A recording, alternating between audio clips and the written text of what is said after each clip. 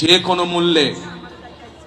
কোনো মূল্যে মানুষের নিরাপত্তা নিশ্চিত করা, যেন মা বোনেরা সহ প্রত্যেকটি মানুষ নিশ্চিন্তে দিনের যে কোনো সময় রাস্তাঘাটে চলতে পারে।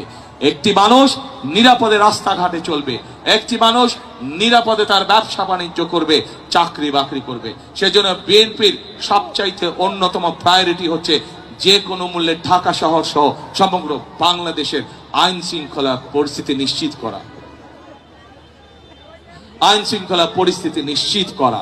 এবং একই সাথে প্রিয় ভাই বোনেরা, আমরা দেখেছি বিগত স্বৈরাচারের সময় কিভাবে উন্নয়নের নামে দেশ থেকে প্রতি বছর $16 বিলিয়ন পাচার করে দেওয়া হয়েছিল, অর্থাৎ দুর্নীতি। আমরা যত পরিকল্পনায় গ্রহণ করি না কেন, যদি আমরা দুর্নীতির লাগাম টেনে ধরতে না পারি, তাহলে জনগণের ভাগ্যে পরিবর্তন করা অত্যন্ত দুরূহ ব্যাপার হয়ে যাবে।